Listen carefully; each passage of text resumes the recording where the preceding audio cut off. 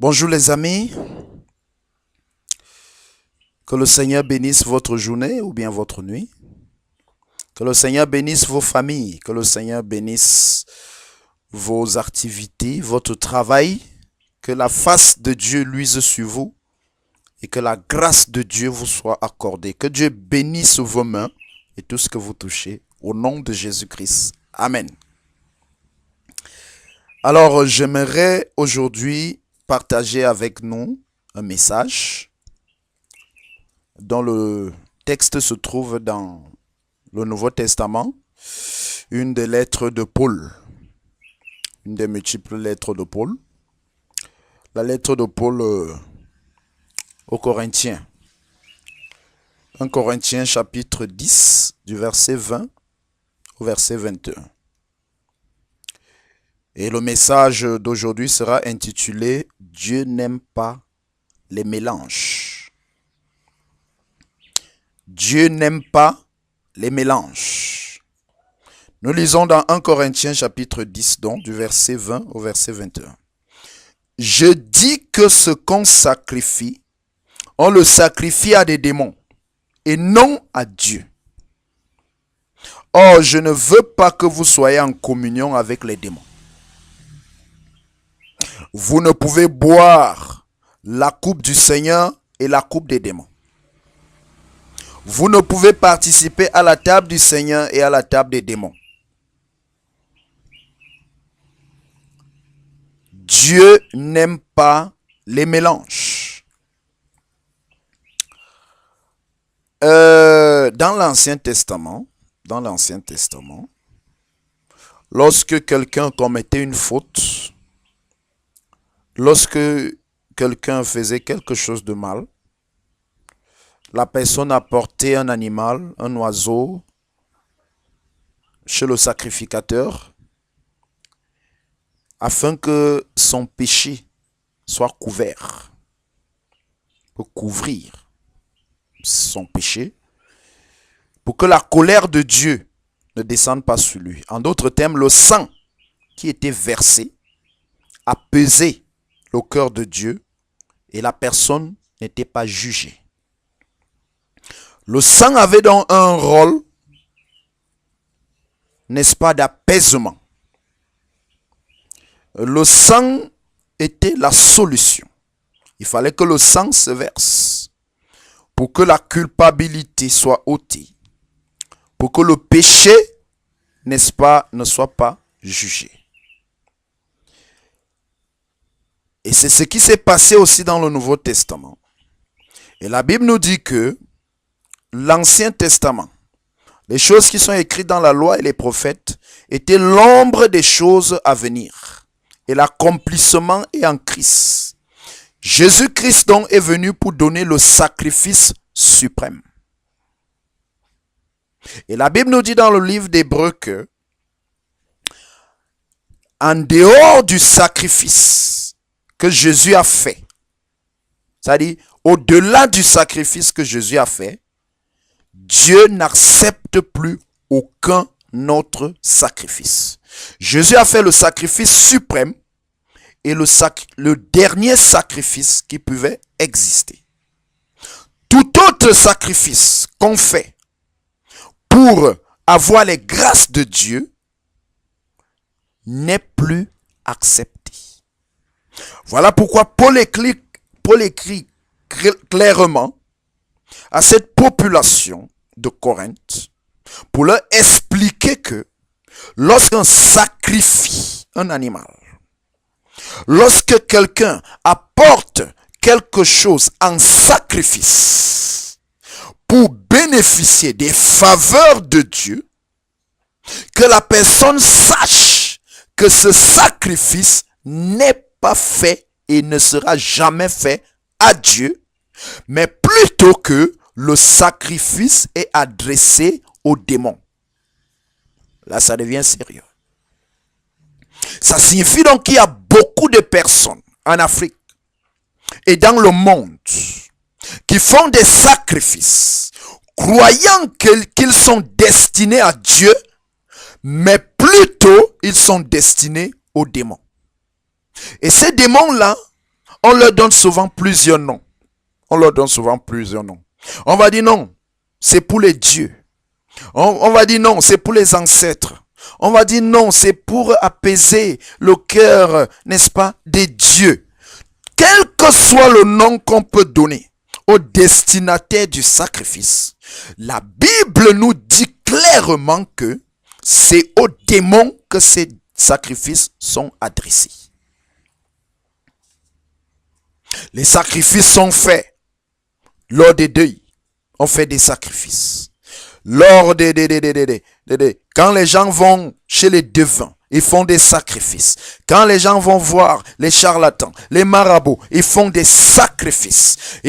Les gens font des sacrifices dans les sectes pernicieuses. Ils font des sacrifices.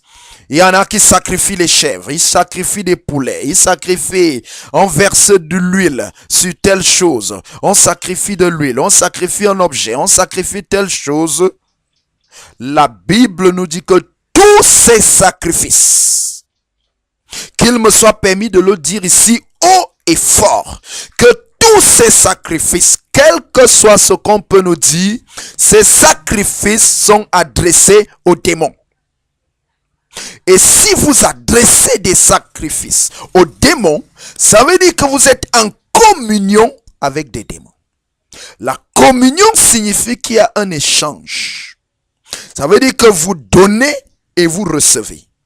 Maintenant, la question se pose. Qu'est-ce qu'on peut recevoir d'un démon? Lorsqu'on fait des sacrifices aux démons, qu'est-ce qu'on peut recevoir aux démons? Il y a des gens qui sont dans des églises, mais ils partent faire des sacrifices au village. Il y a des gens qui sont dans des églises, et ils partent faire des sacrifices chez les marabouts. Il y en a qui s'appellent chrétiens, mais qui mélangent le christianisme avec des religions traditionnelles, avec l'animisme, avec des pratiques bizarres. Sache que tu es en communion avec des démons. Et la Bible dit que Dieu ne veut pas que nous soyons en communion avec les démons. La Bible dit que le voleur qui est le diable, il ne vient que pour dérober, pour égorger et pour détruire. Lorsque vous êtes en communion avec le diable, tout ce que vous pouvez attendre, c'est la destruction de votre vie. C'est la destruction de votre foyer. C'est la destruction n'est-ce pas, de votre entreprise.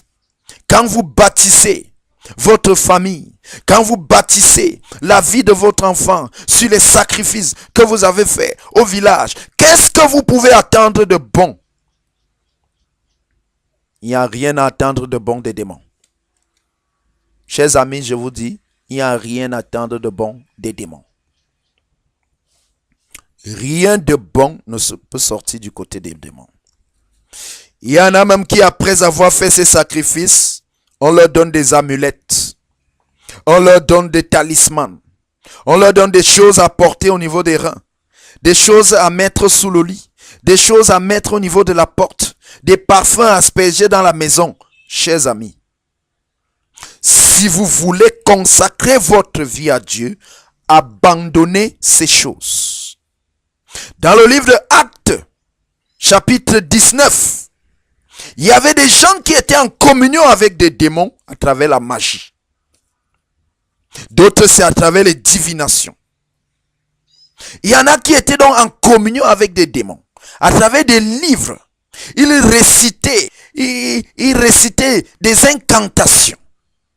La Bible dit que lorsqu'ils se sont donnés à Jésus, dans Actes chapitre 19, ils ont apporté leur livre de magie et ces livres ont été brûlés pour signaler que ils avaient rompu leur communion avec le monde des ténèbres. Si tu t'appelles chrétien, alors arrête de faire des sacrifices aux démons.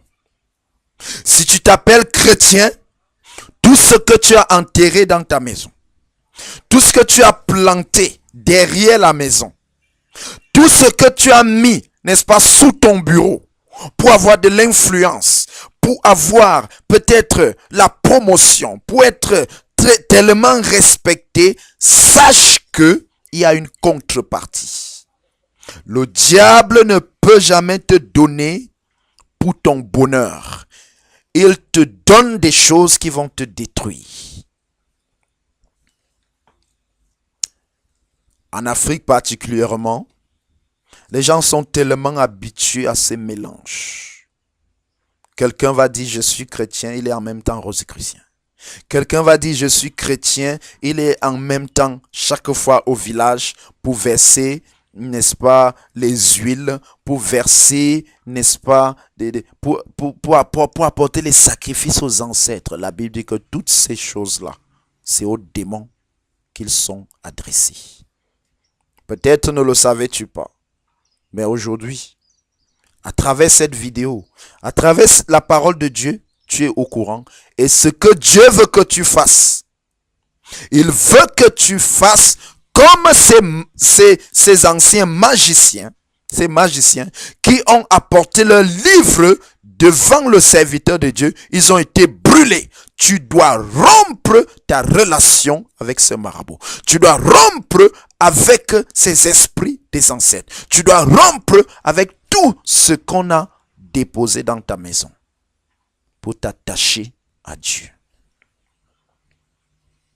Dieu n'aime pas les mélanges. Si vous avez choisi de servir Dieu, comme disait Josué, choisissez aujourd'hui qui vous voulez servir. Soit vous servez les dieux qu'ont servi votre père, soit vous servez uniquement le Dieu suprême, le Dieu créateur. Parce que Dieu n'aime pas les mélanges. On ne peut pas servir Dieu et les démons.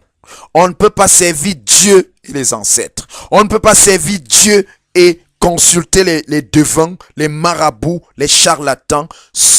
Dieu seul peut tout faire. Dieu peut te protéger. Dieu peut te donner la promotion. Dieu peut te donner la santé. Tu n'as pas besoin de quelqu'un d'autre que Dieu. Fais confiance à Dieu. Que le Seigneur te bénisse. Prends tout ce que tu as enterré dans ta maison, tout ce que tu as pris chez le marabout, va vers ton pasteur et que ces choses soient brûlées et que tu sois détaché des démons. Que le Seigneur te bénisse. Pasteur Yves Charlie Godia à votre service. Prenez ce message, téléchargez-le dans votre ordinateur, partagez-le avec vos connaissances et que le Seigneur vous garde. Que le Seigneur bénisse votre journée, que le Seigneur bénisse votre nuit, bénisse votre famille et vous éclaire davantage. À la prochaine pour un autre message.